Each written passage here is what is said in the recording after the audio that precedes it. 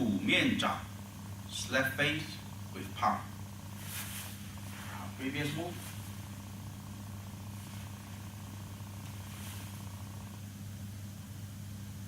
Okay.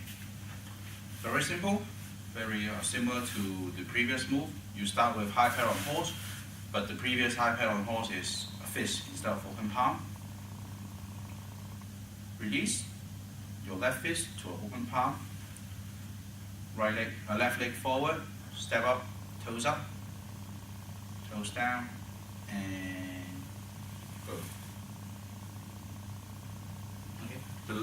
The rest will be the same. Just the fist. Your right hand still as a fist. That's your finish. Or other positions, the position of your right arm, the left hand, face and palm lunging are the same. Just the fist is different.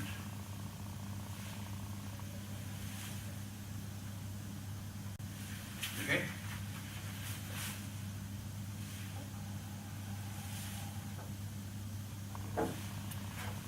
So slap face.